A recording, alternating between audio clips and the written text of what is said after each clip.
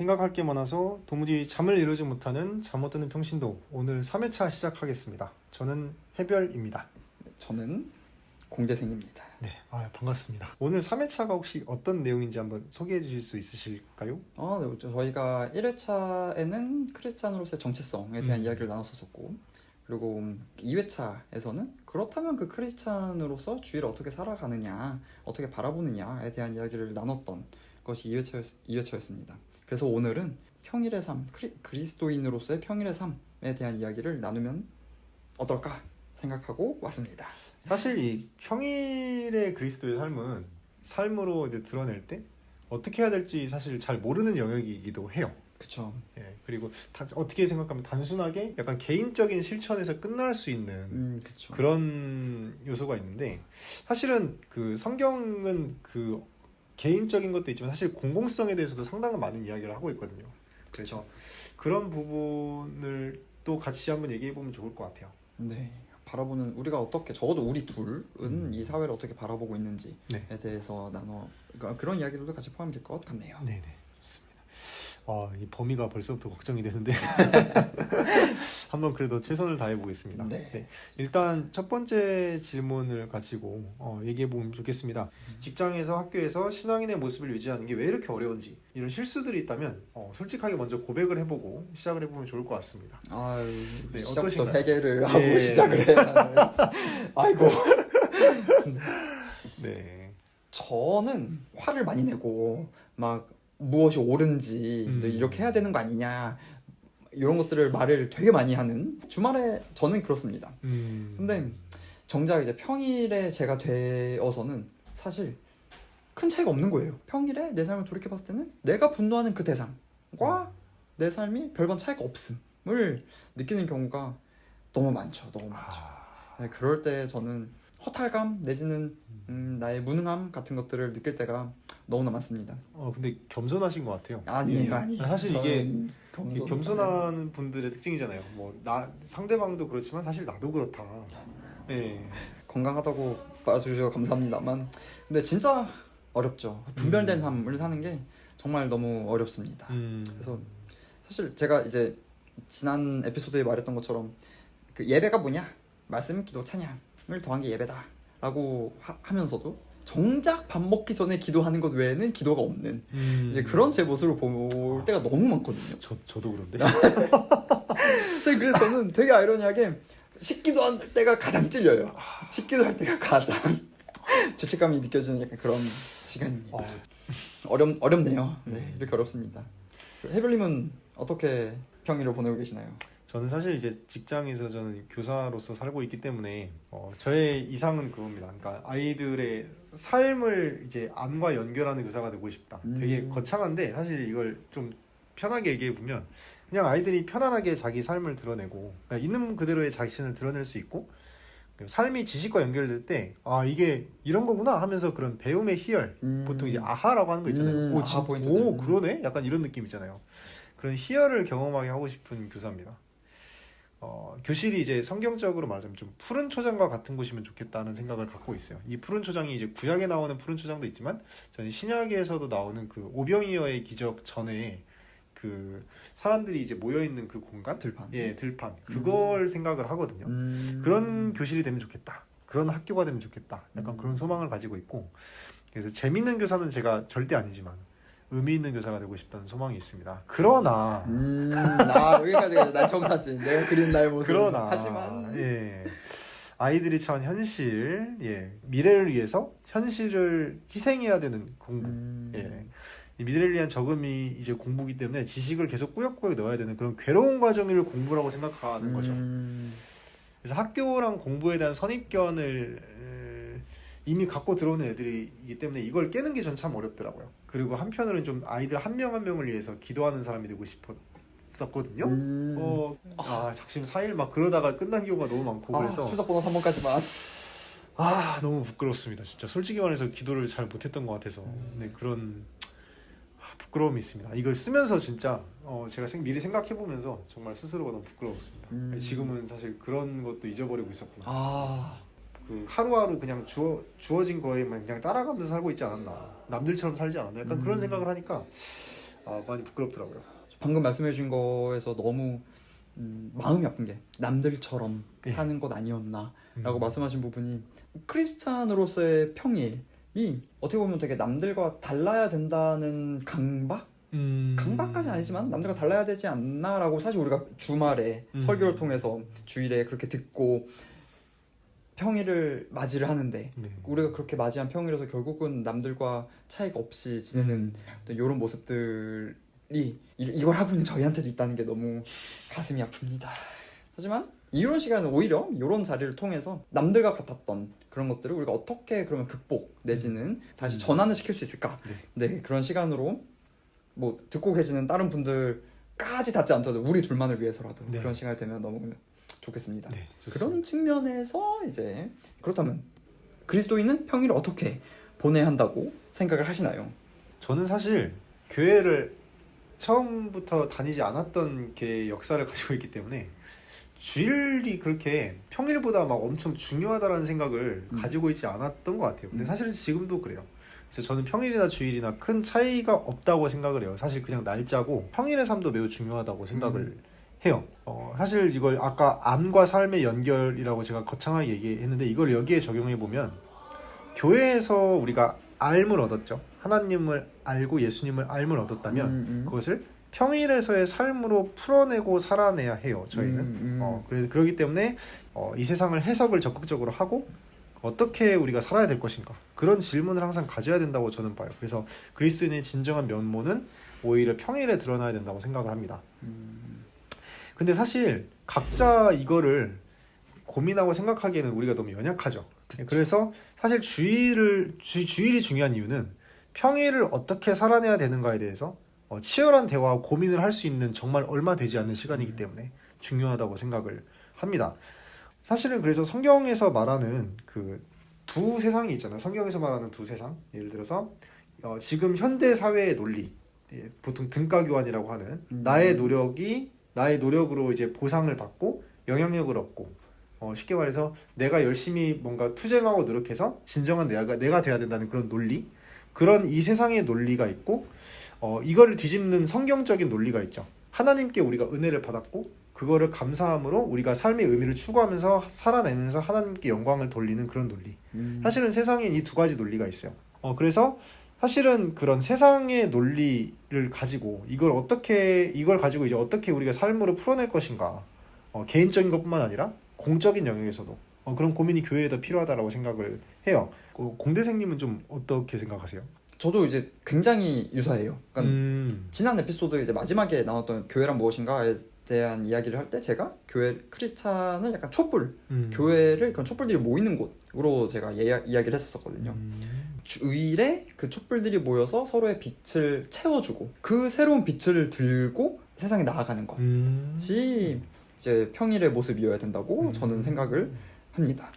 그 찬양 하나가 생각이 나는데 그 외국 찬양이긴 한데 그 나를 세상의 빛으로라는 찬양이 있거든요. 그거랑 되게 유사하네요. 나를 세상의 빛으로 이끄신 주님 비추소서 내가 주님의 빛을 비추리라. 맞아요. 그 가사가 딱 두 개거든요. 그 두 문장인데 되게 핵심적인 그런 가사인데 아까 그 말씀 듣고 나서 그 노래가 생각이 났어요. 평일에서의 크리스찬의 삶이 어떻게 살아야 되는가? 그러니까 그 찬양, 그 두 줄의 찬양이 딱 녹아져 있다고 저는 생각을 하거든요. 네. 그래서 그런 촛불을 그리고 빛을 들고 간다고 했을 때 빛을 들고 가야 되니까 그렇다면 그 빛은 어떤 빛이 되겠냐라고 만약에 나한테 묻는다면 이제 손해를 감내하는 삶이라고 저는 생각을 합니다. 근데 이게 손해를 감내한다는 게 약간 요렇게 곡해 내지는 오해될 수도 있는 게 자, 내가 지금 본 이 손해들을 나중에 여호와께서 채워주실 거야 라고 생각할 수가 있어요. 근데 저는 그런 생각조차 하지 않는 여호와께 채워주실 거야 라는 어떤 그런 생각조차 하지 않고 손해를 감내하고자 결단하는 것, 정말 이것이 정말 중요하다고 생각을 합니다. 예수님과 비슷하다고 할 수도 있겠네요. 그쵸, 맞아요. 그리스도께서도 이 땅에 오셨을 때 정말 그 어떤 유익도 정말 취하지 아니하시고 유익을 정말 취하지 아니하고 취할 수도 없었고 취해서도 안 됐고 취하지도 아니하셨고 정말 가장 억울한 상태로 십자가에 달리셨던 어떤 그런 것들. 사실 그 예수님이 말씀하시는 그 논리는 은혜의 논리죠. 그렇게 하실 필요가 없었는데 창조도 그렇고 십자가도 그렇고 그런 면에서 아까 지금 보셨을 때 그런 손해를 감내하는 삶 이것과 연결해서 생각을 해봤을 때 그렇구나 일도 손해를 안 보려고 하는 거는 오히려 좀 더 반성경적일 수도 있겠구나. 맞아요. 예. 저는 완전 반대쪽에 있는 거예요. 사실 손해를 감내해야 됩니다라고 말하는 것 자체도 사실 되게 라이트한 거예요. 되게 가벼운 거야. 이렇게 감히 이렇게 말하는 것 자체가 어떻게 보면 너무 죄송스러운. 단순히 손해를 감내하셨다 수준이 아니거든요. 그렇죠. 그래서 그리스도께서 정말 그런 수준이 아니기 때문에 아이고 그래서 정말 크리스찬으로서 세상에 발을 딛고 살아가는 것이 엄청난 무게감을 갖고 살아야 되는 게 사실 본질적으로는 그렇습니다. 그러니까 정말 쉽지 않죠. 정말 너무너무 어렵죠. 네, 좋습니다. 그래서 좀 삶에서 좀 소소하게 그런 삶의 예배를 드리려고 뭔가 시도하거나 노력하시는 것들이 작지만 있으실 거라고 생각을 해요. 네, 그래서 그런 이 소소한 삶의 예배에는 어떤 것들이 있을까? 저는 이제 제가 뭐 아까 거창하게 뭐 암과 삶의 연결 뭐 이런 식으로 얘기했지만 사실은 그거는 뭐 일종의 구호고 솔직히 제일 중요한 거는 내 옆에 있는 사람을 사랑하는 거라고 생각해요. 좀 제 마음도 되게 간장중지만한 그런 되게 조그만한 사랑을 가지고 있지만 그걸 조금이라도 그냥 이웃을 위해서 좀 이웃의 필요를 생각하고 그 필요를 채우려고 노력하는 거 그게 어떤 소소한 삶의 예배가 아닐까라는 생각을 해요. 이웃을 사랑하는 법이 그냥 뭐 대충 뭐 이웃을 사랑해야지라고 좀 그 관념적으로 얘기하는 게 아니라 실제로 어떻게 해야 될까를 고민을 좀 많이 했었어요. 그래서 대화법도 좀 따로 배웠었고 그리고 직장에서는 학생들한테 존댓말을 써요. 개인적으로는 뭐 반말을 가끔 할 때도 있는데 전체적으로 얘기할 때 그리고 설명을 할 때는 존댓말을 쓰는 편입니다. 내가 너를 존엄한 존재로 본다라는 의미가 있는데 오히려 학생들이 존댓말을 쓰는 선생님을 무서워해요. 그래요? 예. 오히려 그럴 수 있겠다. 오히려 좀 거리감을 느낀다는 말도 있어서 요즘에 좀 고민이 있습니다. 그래도 뭔가 수업 시간에 사실 선생님들 입장에서는 가장 많이 보이는 학생이 문제 있는 학생이에요. 문제 있는 학생들만 보는 것보다 가급적 다양한 학생들의 마음과 생각을 좀 보려고 노력하는 편이죠. 뭐 예를 들어서 점심 때 이제 한 명씩 돌아가면서 좀 그 운동장 돌면서 얘기를 하는 것도 하고 있고. 뭐 한두 명씩? 이렇게 한 명씩. 한 명씩? 네, 한 명씩 하고 있고. 애들이 막 엄청 좋아하는 것 같진 않은데. 오늘은 난가. 그러니까 좀 기본적으로 좀 어색한가 봐요. 뭔가 조금 제가 또 존댓말 쓰니까 좀 거리감도 있고 그런 것 같은데, 근데 또 계속 얘기하다 보면 또 이제 재밌게 얘기 잘하는 애들도 있고 그런데 어쨌든 그런 노력을 하고 있습니다. 그리고 수업 시간에는 계속 돌아다녀요. 그러니까 뭔가 애들한테 그냥 딱 맡기고 다니지 않냐고. 딱 맡기고 제가 앉아 있거나 그러기보다는 계속 돌아다니면서 애들이 뭐라고 쓰고 있는지 어떻게 표현을 하고 있는지 좀 공감도 해주고 좀 피드백도 개별적으로 해주고 하면서 뭔가 최선을 다하려고 노력은 하는 것 같아요. 그러니까 핵심은 뭐냐면 개별적으로 아이한테 신경을 쓰는 거. 교사로서. 그걸 좀 삶의 예배라고 좀 생각을 하고 있고 조금 더 나아간다면 이제 공동체를 만들려는 노력도 해요. 아까 말씀드렸지만 하나님 나라의 모델이 저는 푸른 초장과 같은 공동체에 있다고 생각을 하거든요. 그래서 각자의 고유함이 존중받으면서 그들이 있는 그대로 자기를 드러내도 비교당하지 않고 평안한 그런 공동체를 추구하기 때문에 학교에서도 이런 공동체를 만들어서 운영을 하고 있고 교회 안에서도 어쨌든 순장이라는 직책을 가지고 있지만 그게 단순하게 직책에 머무는 게 아니라 공동체에 좀 더 저는 포인트가 있어요. 그래서 그런 공동체를 만들면서 깊이 있는 대화를 같이 나누고 좀 서로 돕는 그런 장을 만들기 위해서 노력하고 있는 거죠. 가장 핵심은 그냥 이웃 사랑인 것 같아요. 내가 정말 사랑이 모자란 사람이지만 그래도 조금이라도 이웃을 사랑하기 위해서 노력하는 거, 그게 핵심인 것 같습니다. 저는. 공동체를 만드는 게 진짜 결코 쉬운 일이 아니거든요. 그래서 방금 말씀하신 거가 이제 공동체를 만들려고 하고 있어요. 말하니까 별거 없는 것 같은데라고 하시는데 공동체를 만드는 것 자체가 굉장히 많은 어떤 요소들이 들어있는 거라서 그게 정말 쉽지 않습니다. 정말 쉽지 않고. 각자의 어떤 삶의 이야기를 듣는 것도 전 되게 재밌고 어떻게 이 사람을 도와야 할까 그런 생각들이 되게 구체화되는 게 있어요. 맞아.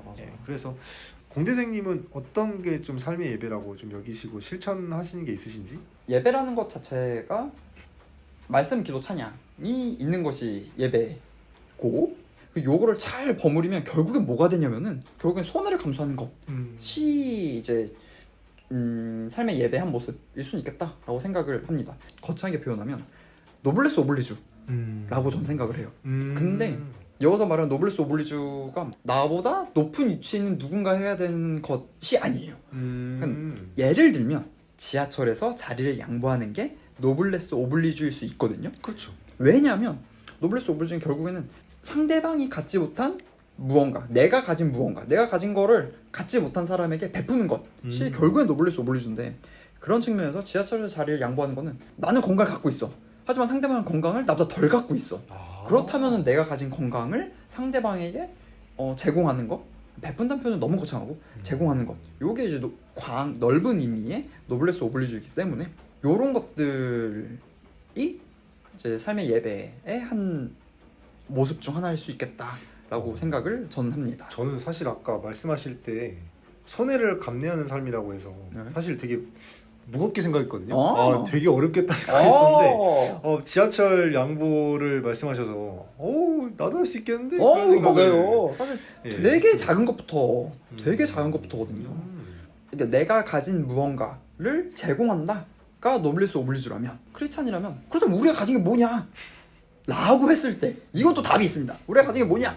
라고 하면 이제 사도행전에 베드로가 말했던 내게 금과 은 없거니와 내게 있는 이것을 주노니 나사렛 예수 그리스도의 이름으로 일어나 걸어라! 라고 말했던 거가 결국에는 우리가 가진 예수 그리스도의 이름을 가지고 무언가를 하는 것. 요게 이제 진짜 넓은 의미의 노블레스 오블리주이고, 그것이 이제 좀 더 현실적인 표현으로, 현실적인 모습으로 나타나는 건 이제 손해를 결국엔 감내하는 것이 이제 노블레스 오블리주, 그리고 삶의 예배라고 저는 생각을 합니다.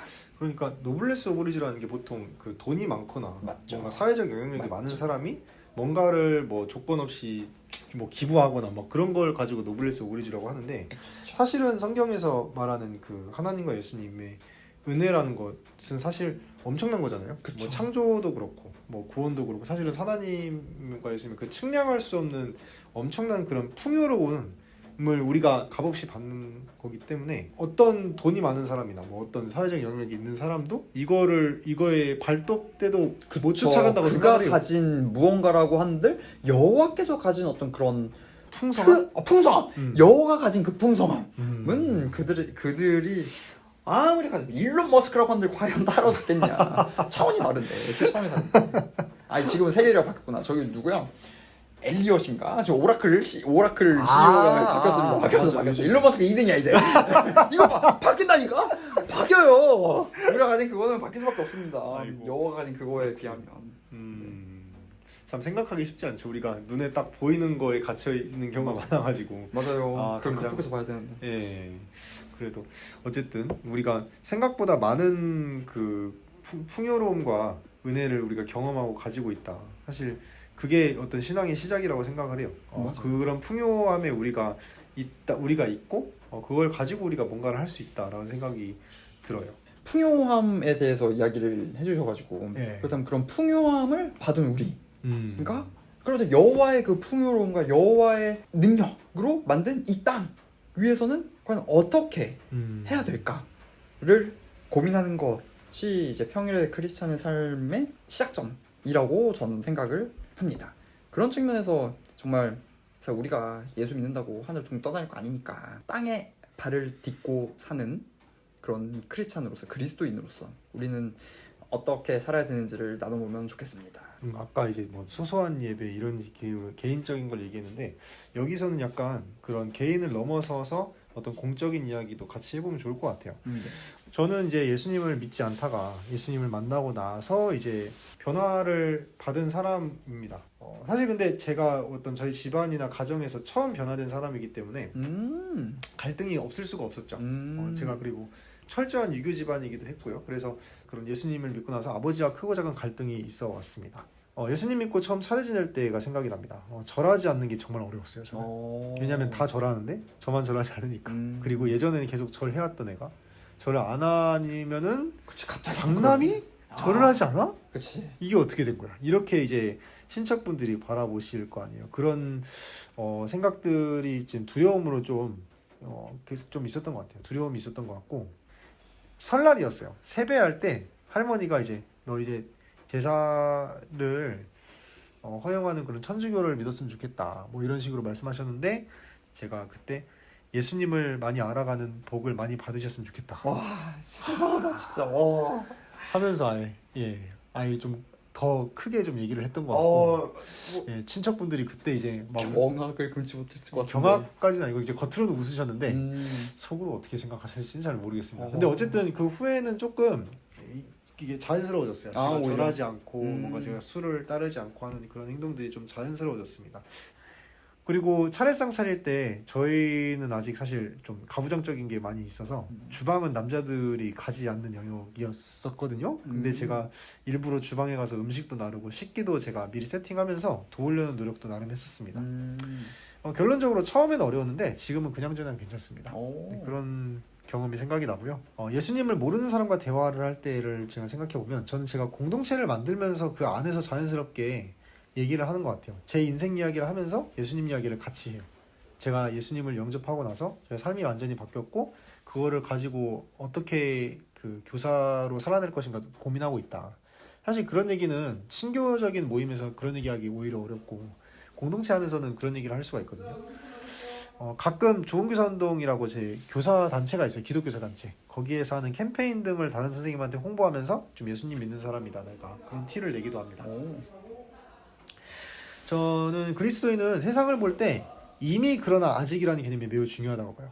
이미 그 구원이 시작이 됐어. 예수님께서 오심으로 처음에 오셨고 십자가에 달리고 이제 부활하심으로 그리고 승천하심으로 이미 이제 그리고 성령님이 임재하심으로 이미 시작이 됐어요. 구원의 역사가. 근데 아직 완성되지 않았다. 이걸 좀 정리해서 설명해 보면 세상과 인간이 완전히 죄악 덩어리라고 하면서 내세만 기원하는 종교.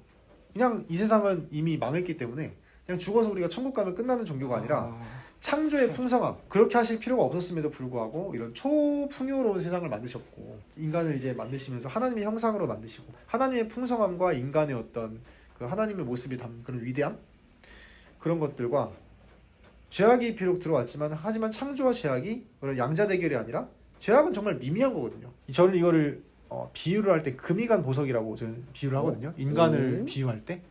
그러니까 우리는 이미 보석이야. 근데 금이 가 있어. 이렇게 이제 개인적으로 지금 비유를 하고 있죠.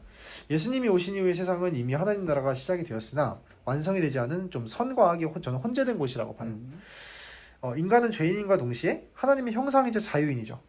그래서 두 가지 중에 하나를 놓치게 되면 저는 이건 왜곡이라고 저는 개인적으로 생각을 합니다. 두 가지를 다 가져가야. 네.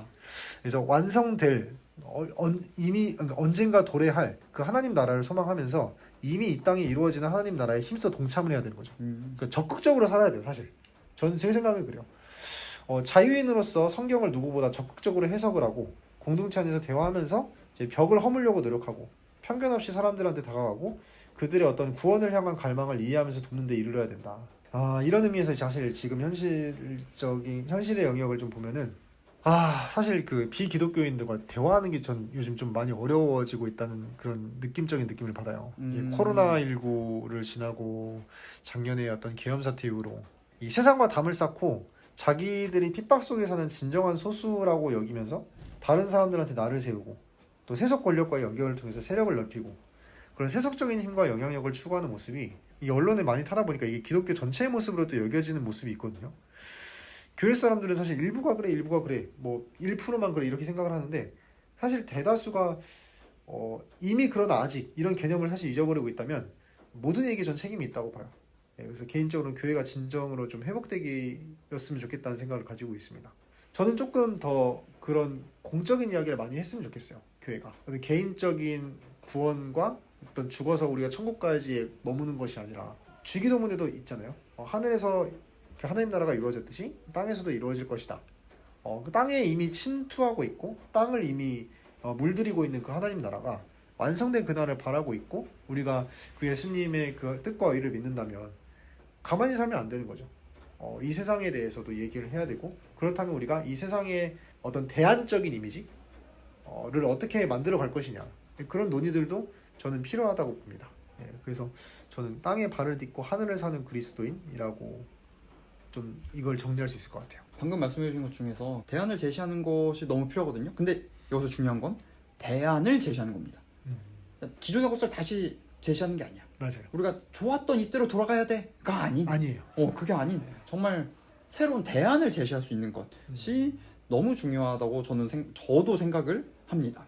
근데 여기서 또 중요한 거는 그 대안을 제시하는 그 대안에는 그리스도라면 어떻게 했을까에 대한 그 퀘스천 마크, 그리고 그거에 대한 내 나름의 답을 각자의 나름의 답을 가지고 그걸 녹여낸 대안을 제시하는 것이 너무나 필요하다고 저는 생각을 해요. 그래서 교회가 해야 되는 어떤 역할 중 하나가, 사실 교회가 그럼에도 불구하고 되게 다양한 사람들이 모이긴 하거든요. 맞아요. 그러니까 종교를 빼고 봤을 때, 되게 다양한 사람들이 모여요. 맞아요. 여기 뭐 우리만 봐도 전공은 공학이고 임대 사업을 하고 있는 이런 사람이랑 교사가 같이 만나는 자리가 어디 있겠어? 사실 없어요. 없죠.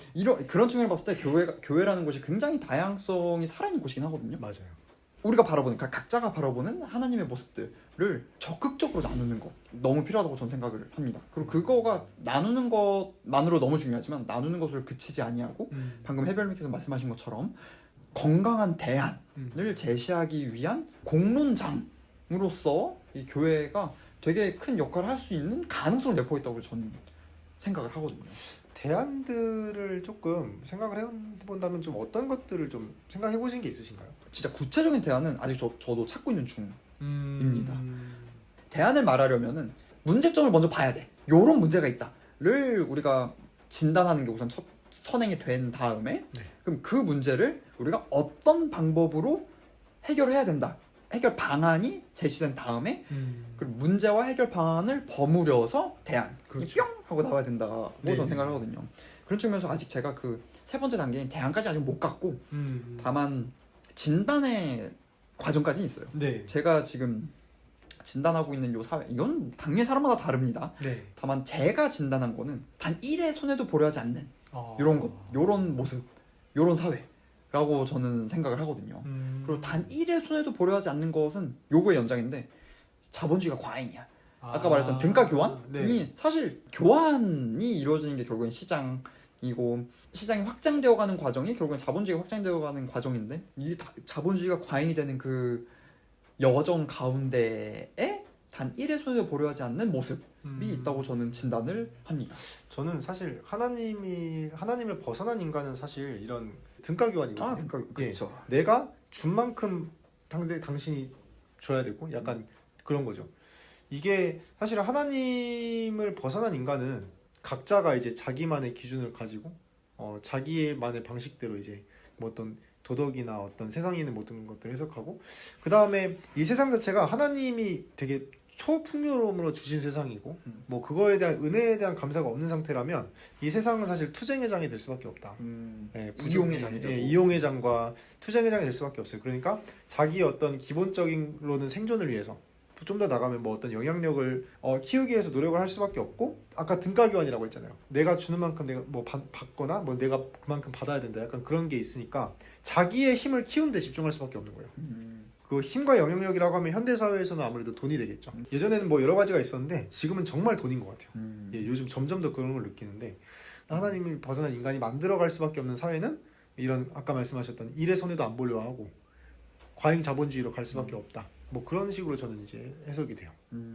등가 교환이라는 결국에 내가 한 만큼 받아야 되고 반대로 내가 받은 만큼 뭘 줘야 되고가 되는 건 건데 요게 능력주의거든요. 맞아요. 이것도 능력주의예요. 내가 이런 성과를 얻은 건 나의 유효한 능력으로 인한 거다. 맞아요. 라고 하는 것. 이거 한 걸음 더 나아가면 너가 그런 성취가 없는 건 너의 무능력으로 인한 거다. 맞아. 라고 하는 것. 요게 결국엔 능력주의인데 결론부터 말하자면 기독교는 이런 능력주의와 아주 반대편에 있는 사실 종교거든요. 그렇죠. 아까 말씀한 것처럼 우리가 구원을 받은 것은 우리의 어떠함으로 인해서 받은 게 아니잖아요. 그러니까 내가 받은 구원이 나의 어떠함이나 나의 어떤 노력으로 인한 게 아니라는 것이 능력주의와 아주 반대쪽에 있는 거란 말이죠. 맞아요. 그래서 사실 크리스찬이라면 능력주의적인 어떤 가치관에 반기를 들어야 되는 게 전 맞다고 생각해요. 맞아요. 근데 과연 그러고 있는가? 를 보면은 전혀 아닌 것 같아서 너무 가슴이 아파요. 진짜.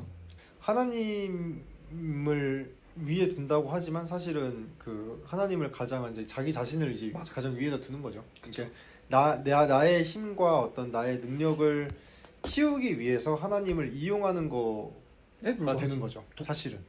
토끼 방망이처럼 쓰는 거고. 네, 그렇죠. 그래서 뭐 제가 교육계 안에서 되게 비판적으로 보는 게 지금의 어떤 입시가 상당히 되게 이런 등가 교환의 논리와 비슷하거든요. 열심히 노력해서 뭐가 돼야 돼. 약간 이런 논리잖아요. 그러니까 열심히 노력해야 되는 이유는 결국에는 이 등가 교환의 시장을 아는 데서 힘을 가져야 되는 거죠.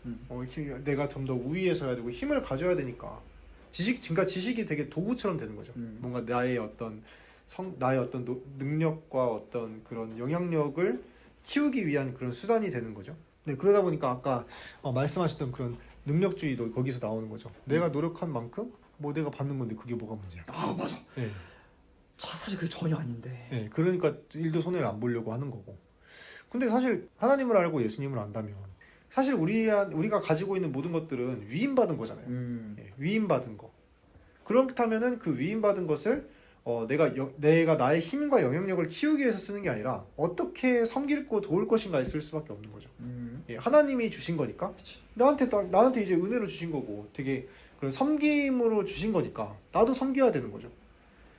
그런 관점에서 본다면 지금의 어떤 그 입시 체제를 조금이라도 조금 개선하기 위해서 여러 가지 노력을 할 수 있었다고 저는 생각을 해요. 첫째, 예를 들어서 뭐 좀 소소하게 말씀드린다. 아까 제가 암과 삶의 연결이 이제 교육이라고 이제 제가 말씀을 드렸던 거랑 좀 일맥상통하는데 단순히 지식이 어떤 나의 힘과 영향력을 높이기 위한 도구가 아니라 나의 삶과 연결이 돼서 나의 삶을 해석하고 그걸 통해서 또 살아가고 약간 그런 선순환적인 과정을 경험하게 하는 거. 뭐 예를 들면 이런 거죠. 최근에 제가 통일을 주제로 좀 교육을 했던 적이 있어요. 가르쳤던 적이 있는데 예전에 사실 통일 교육할 때 이런 식으로 했어요. 우리나라가 왜 분단됐는가 하면은 뭐 광복이 됐고부터 시작해서 그냥 뭐 전쟁이 일어났고 그래서 뭐 분단이 있었어. 약간 그 내용을 기억하는 거에 대해 초점을 맞췄거든요.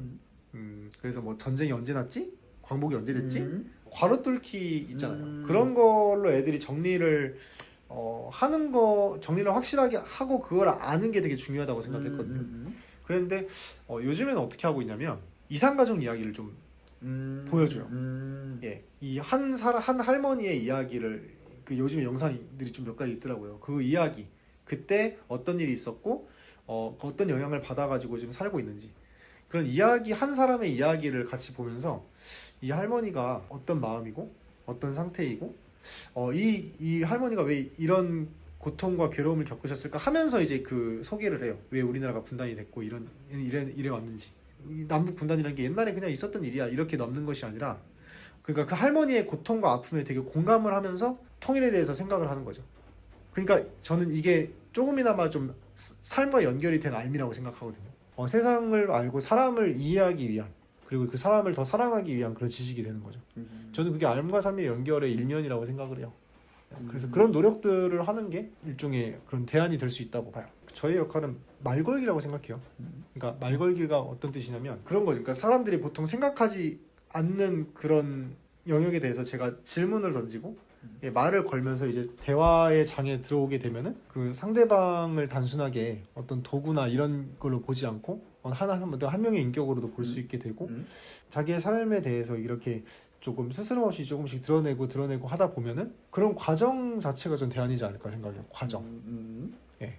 최소한 그런 등가 교환의 논리에서 조금이나마 어떤 그런 말걸기를 통해서 그런 관계의 장에 들어왔을 때 그런 평안함과 그 평소에 그 사회에서 생각하지 못했던 평소에 그런 등가 교환의 세계에서 생각하지 못했던 그런 질문을 던지고 그런 말걸기를 하면서 그걸 가지고 그런 대화하면서 연결되는 그 과정 자체가 저는 대안이 될 수 있다고 생각을 해요. 네. 우리가 할 수 있는 정말 우리가 우리의 삶을 살 수 있는 대안으로서는 저는 근데 그게 맞다고 생각해요. 정말 말걸기. 왜냐하면 말걸기의 과정, 공동체 전제가 되는 건 결국에 타인에 대한 존귀성을 맞아요. 인정하고 이제 그거가 전제가 돼야 되는 거거든요. 네. 타인의 존귀성을 인지하고 인정하는 것이 결국 가장 큰 율법. 하나님을 사랑하고 예수 사랑하는 것의 실천적인 모습 중 하나라고 저는 생각을 해서 그런 측면들이 너무 중요하다고 생각합니다. 예수님의 사역이 여러 가지가 있지만 사실 저는 그 개별적인 사람한테 가서 말 거는 게 되게 인상이 깊었거든요. 뭐 우물가의 여인에게 먼저 다가가신 것들 그리고 뭐 삭개오라든지 마태라든지 먼저 다가가시고 말을 거시는 그런 모습들이 있었거든요. 저는 그 말걸기라는 행위 자체가 대안적인 삶이라고 생각을 하고 있고 어떤 대안적인 그런 정책을 제안하고 꾸준하게 그 파고드는 그 과정 자체가 되게 저는 중요하다고 그쵸, 느껴요. 그쵸. 과정. 사실 그게 공론장이어야 되는 예, 건데 공론장. 제가 생각하는 공론장은 약간 사적인 공론장이라고 해야 될까요? 그러니까 우리가 지금 만난 이런 거, 네. 그러니까 진짜 어떤 공적인 공론장이 아닌 이런 사적인 자리. 예를 들면 카페에서 음. 우리가 더 나은 무언가를 우리가 어떻게 할 수 있을까를 고민하는 그런 자리들이 저는 공론장, 그리고 사적인 공론장이라고는 저는 생각을 합니다. 네.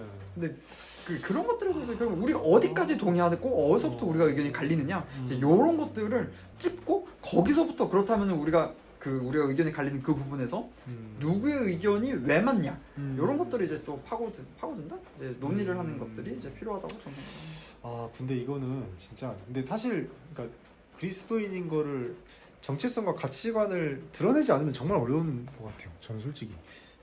그렇기는 한데 그러니까 이제 하나님이 이렇게 말씀하셔서 이렇게 말하는 건 아닌데 저는 이제 어떤 사람들이 추구하는 어떤 그런 시장의 논리와 그런 거의 정점이라고 우리는 이제 하는데 사실 그거에 대해서 가치 판단을 하는 건 사실 우리는 성경의 근거에서 하잖아요. 근데 그거를 정말 어렵네. 하나님을 말하지 않고 그거에는 문제가 있다고 말을 하면은 사실은 글쎄요. 또 다른 이거가 전 그래서 이제 네. 정의란 무엇인가? 라는 네. 책에서 나왔던 이제 거기서 빌려온 표현인데 좋음과 옳음을 구분하는 것 그리고 우리가 좋음과 옳음 중에서 좋음이 아닌 옳음을 선택하는 것이 필요하다라고 이제 그 책에서 이제 물론 정의란 무엇인가가 정의를 정의내는 책은 아니긴 합니다만 거기서 나오는 여러 가지 방법 중에서 이제 좋음이 아닌 옳음을 선택하는 것 그리고 뭐 그러기 위한 방법으로서 이제 뭐 무연고적 자아라던가 아니면 이제 무지의 장막이라던가 이런 개념들이 좀 나오긴 사고 실험에서 그런 개념들이 나오긴 하거든요. 그게 되게 좋은 방법 중 하나일 수 있다고 생각해요. 그러니까 너의 그 생각이 좋음이야 옳음이야를 물어보고 그러면 너가 여기서 좋음을 선택해야겠어 옳음을 선택해야겠어 를 물어보는 거. 물론 이것도 갈려요. 나한테 좋은 게 옳은 거 아니야? 라고 말하긴 합니다. 근데 이제 거기는 이제 약간 설득이 필요하지. 그쵸. 야, 너 모두가 좋음을 선택하면은 결국엔 너에게 좋음이 아니라니까? 그렇죠. 뭐 나와간다던가 뭐 그런 거. 우리가 옳음을 선택해야 된다 라는 결론에 다다르게 하는 것을 근데 요거는 인간이 가지고 있는 그러니까 좋음과 옳음을 구분하고 우리가 거기서 옳음을 선택해야 된다 라고 하는 거는 약간 자연법? 인간 본성 내지 맞아. 인간 본능에 네. 좀 더 가까운 개념이어가지고 맞아. 그런 측면으로 접근을 하면은 자연스럽게 그러니까 우리가 생각하는 그러니까 크리스찬으로 생각하는 여호와의 뜻 그러니까 크리스찬이 생각하는 옳은 모습과 크리스찬이 아닌 여호와를 모르는 사람들이 생각하는 옳은 선택을 동기화시킬 수 있는 어떤 방법이지 않을까 싶기는 해요. 저는 그래서 이 사회가 가지고 있는 어떤 문제점 중에 하나 이 사회가 요런 문제를 갖게 된 원인 중 하나는 좋음과 옳음을 구분하지 아니하고 좋음만 선택하려고 노력했던 좋음만 선택했던 그거의 연장이지 않나 싶습니다. 사실 그러니까 한편으로는 그런 거예요. 그러니까 좋음과 옳음을 구별해야 된다. 그렇다면 이제 그 옳음을 결정하는 어떤 기준이 있어야 되잖아요. 그렇죠. 근데 사실 그 기준을 그러네요. 그게 쉽지가 않아요. 네, 그건 그 기준의 권위가 어디에 있냐. 그거거든요. 사실은. 저는 그냥 그 정도만 해도 충분한 것 같아요. 그냥 아까 말씀드렸던 그냥 네가 보통 세상 사람들은 다 그렇게 생각하는데 그게 아닐 수도 있어. 저는 그렇게 말 걸고 그걸 말하는 것만으로도 말하면서 동요를 일으키는 것만으로도 저는 어떤 대안적인 삶이 될 수 있다고 생각하거든요. 저한테는 문장이 있습니다. 그러니까 던지는 문장. 뭐냐면 유튜브 쿠팡 인스타 배민을 지워야 된다.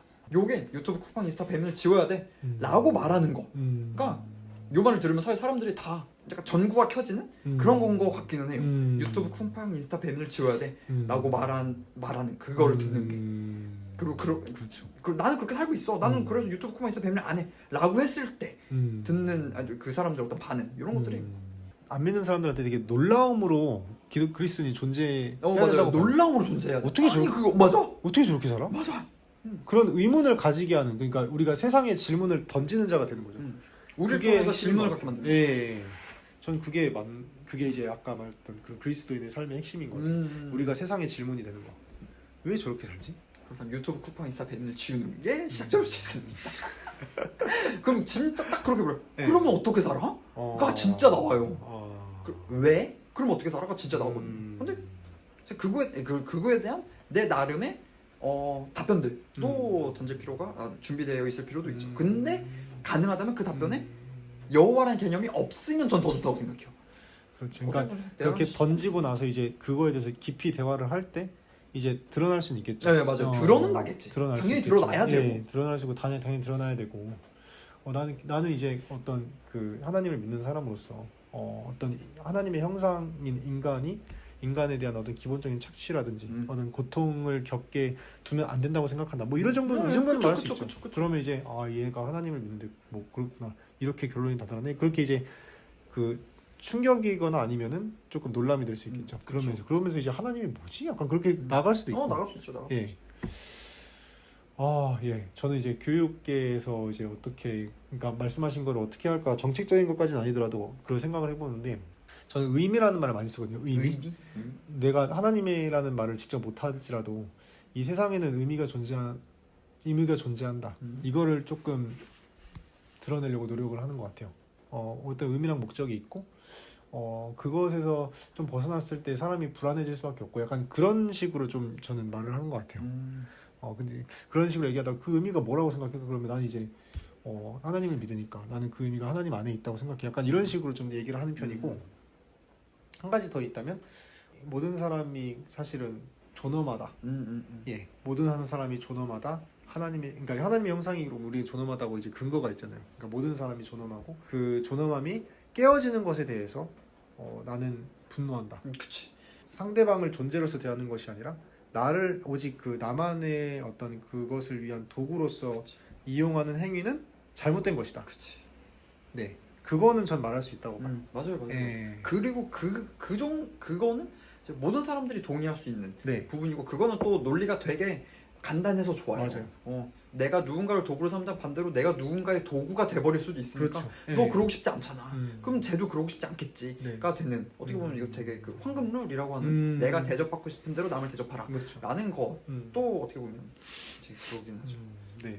그것도 생각해보니까 또 어느 정도 또 가능은 해요. 가능하네요. 그러니까 인간이란 호모 사피엔스가 기본적으로 기본적으로 공유하는 그런 가치관은 또 있기는 있거든요. 그렇죠. 물론 그거를 정말 어디서부터 어디까지냐를 이게 재단 내지는 단정 짓는 거는 어려울지언정 모두가 어느 정도 어렴풋이 공유하고 있는 가치관은 있고, 네. 그게 뭐 다른 용어로는 아까 방금 말했던 황금룰이라던가 아니면 뭐 자연법이라던가 이런 식으로 표현은 좀 달라질지언정 어쨌든 있긴 있기 때문에 그래서 저는 희망은 봅니다. 근데 이걸 내가 능력이 부족해서 하지 못할 뿐, 분명히 저는 가능은 하다고 봐요. 네. 크리스찬으로서는 우리 인간이 그런 거 공유하고 있는 그 무언가가 결국엔 아까 말씀하신 하나님의 형상대로 지어졌기 때문에 요거를 공유한다고는 저는 생각은 하거든요. 오늘 참 여러 가지 얘기를 했던 것 같습니다. 우리가 세상에서 살아가는 모습들은 사실은 해석에 따라 다양할 수밖에 없어요. 맞습니다. 다양할 수밖에 없고, 가장 중요한 거는 우리가 그 다양함을 가지고 대화를 하고 같이 이야기를 나누고 대화를 하면서 어떤 정답이 아닌 길을 찾아가는 거라고 생각해요. 시대에 따라서 이 길이 하나님과 예수님과 그런 성령님을 의지하는 삶이 본질은 같지만 이제 시대에 따라서 모양은 다를 수 있다고 보거든요. 그래서 우리는 끊임없이 대화를 해야 되고, 끊임없이 고민해야 되고, 끊임없이 살아내야 돼요. 적극적으로 우리는 세상을 해석하고 살아내야 하는 그런 존재로 있어야 한다는 것이 저의 생각이기도 하고 또 성경적인 생각이라고 저는 생각합니다. 맞습니다. 저도 거기에 100% 동의해요. 사실 우선 첫째는 시대가 달라지는 것도 있고, 그리고 둘째로 이건 인간의 한계인데, 좋은 의도로 만들어진 무언가가 시간이 지나다 보면 왜곡될 수밖에 없어요. 맞아요. 문제에 갇히는 거지. 문제에 갇힐 수밖에 없어서 예수 그리스도의 시대에 바리새인과 율법 교수의 모습들이 그런 인간의 한계를 좀 보여준다고 생각을 합니다. 그렇기 때문에 저도 이제 여기서 이런 걸 남기는 이유는 시간이 지난 후에 내가 어떤 생각을 했는지를 내가 나를 되돌아보게 하기 위해서 이런 기록을 남기는 것도 저는 한편으로는 또 있습니다. 그러네요. 오늘 대화는 밤이 너무 깊어져서 네, 오늘도 여기까지 일단 하도록 하겠습니다. 추후에 이제 이 모임이 계속될지는 모르겠지만 앞으로 또 기회가 있다면 다양한 주제를 가지고 한번 얘기를 해보면 좋겠습니다. 네, 지금까지 저는 해별이었습니다. 저는 공대생이었습니다. 다음에 만나요, 제발. 네.